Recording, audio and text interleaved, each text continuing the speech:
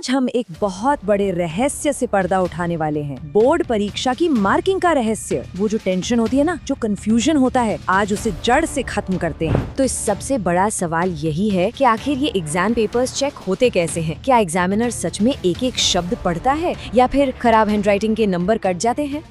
चलिए आज इसी पहेली को सुलझाते हैं।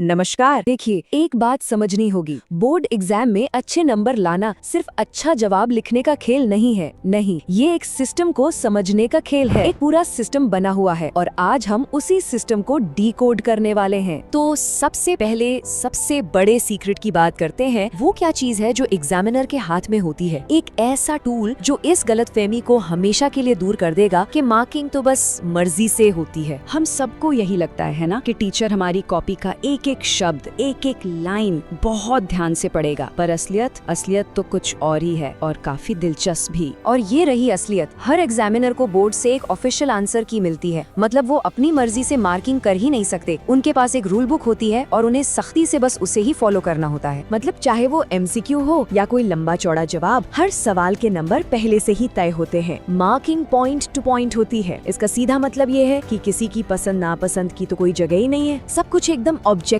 अब आते हैं एक और बहुत जरूरी बात पर। ये सिस्टम ऐसा नहीं है कि या तो पूरे नंबर मिलेंगे या 0। नहीं, ऐसा बिल्कुल नहीं है। इसमें एक सेफ्टी नेट भी है और इसे समझना तो बहुत ही जरूरी है। जरा इस लेटर राइटिंग के एग्जाम्पल को देखिए। 5 नंबर का सवाल है, लेकिन नंबर कैसे बटे हैं? 1 नंबर सही फॉर्मेट का, 2 नंबर कंटेंट के, 1 विचारों के ऑर्गेनाइजेशन का और 1 ग्रामर का। मतलब ये कि अगर पूरा जवाब परफेक्ट नहीं भी है, फिर भी कुछ स्टेप्स के नंबर तो मिल ही सकते हैं। हाँ, सिर्फ 1 नंबर सुनने में शायद कम लगे, लेकिन यही एक एक नंबर मिलकर बहुत बड़ा फर्क पैदा कर देता है। और ये आसानी से मिल सकता है। कई बार तो सिर्फ सही फॉर्मेट लिखने पर भी नंबर मिल जाते हैं। तो सबसे बड़ी सीख क्या निकली कि हर सवाल को अटेम्प्ट जरूर करना है। याद रखिए, कभी भी कोई पेज खाली नहीं छोड़ना। ठीक है, तो ये तो समझ आ गया कि हर सवाल अटेम्प्ट करना है, पर अगला सवाल ये है कि सबसे अच्छा जवाब होता कौन सा है? चलिए अब हाई स्कोरिंग आंसर्स के सोर्स कोड को क्रैक करते हैं। ये देखिए, आंसर की में जो पॉइंट्स दिए होते हैं ना, वो अक्सर word to word official text book से उठाए जाते हैं, जैसे NCERT की किताबें। असली गाइड, असली खजाना तो किताब ही है। तो इसका मतलब क्या हुआ? इसका मतलब ये है कि ऑफिशियल टेक्स्ट बुक से पढ़ना और उसी की भाषा का इस्तेमाल करना सबसे सेफ है। ये तो सीधे सीधे एग्जामिनर की रूल बुक से अपना जवाब मैच करने जैसा है। नंबर कटने की गुंजाइश ही नहीं बचती। अच्छा, कंटेंट की बात तो हो गई, अब बात करते हैं प्रेजेंटेशन की। देखिए, कंटेंट तो किंग है ही, लेकिन प्रेजेंटेशन वो भी एग्जामिनर पर बहुत असर डालती है और इससे सच में एक बड़ा फर्क पड़ सकता है। इसके लिए 3 बहुत सिंपल लेकिन पावरफुल नियम है। ये 3 नियम आंसर शीट को बाकियों से अलग बना सकते हैं। पहला नियम, सेक्शन का ऑर्डर। कोई भी सेक्शन पहले शुरू किया जा सकता है, जैसे पहले सेक्शन C, फिर सेक्शन A। कोई दिक्कत नहीं, लेकिन एक बार जो सेक्शन शुरू किया, उसके सारे सवाल एक के बाद एक लाइन से करने चाहिए। इससे एग्जामिनर के लिए चेकिंग बहुत आसान हो जाती है। दूसरा नियम है रफ वर्क को मैनेज करना। आंसर्स के साइड में या बीच में कहीं भी कैलकुलेशन करने से शीट बहुत गंदी और कंफ्यूजिंग लगती है। ऐसा बिल्कुल नहीं करना है। सबसे अच्छा तरीका है कि आंसर शीट के आखिरी 1 या 2 पेज रफ वर्क के लिए रख लिए जाएं। इससे मेन आंसर्स एकदम साफ सुथरे और प्रोफेशनल लगते हैं। और तीसरा नियम, कीवर्ड्स को हाईलाइट करना। ये एक कमाल की स्ट्रेटेजी है। जब जरूरी शब्दों को अंडरलाइन किया जाता है तो एग्जामिनर की नजर सीधे उन पर पड़ती है। उन्हें तुरंत पता चल जाता है कि कॉन्सेप्ट की समझ है और हो सकता है कि वो छोटी मोटी गलतियों पर ध्यान भी न दें और आगे बढ़ जाएं। तो चलिए अब हम आते हैं आखिरी और शायद सबसे जरूरी रहस्य पर। एक ऐसी बात जो एग्जाम के पूरे स्ट्रेस को कम कर देगी और एग्जामिनर को देखने का नजरिया ही बदल देगी। और वो रहस्य ये है, एग्जामिनर चाहते हैं कि स्टूडेंट्स पास हो। जी हाँ, ये सच है। वो हमारे दुश्मन नहीं है। असल में वो तो नंबर देने की वजह ढूंढते हैं, खासकर उन स्टूडेंट्स के लिए जो बस पासिंग लाइन के आसपास होते हैं। उनकी मानसिकता को समझिए। वो नंबर काटने के लिए नहीं, बल्कि नंबर ढूंढने के लिए बैठे हैं।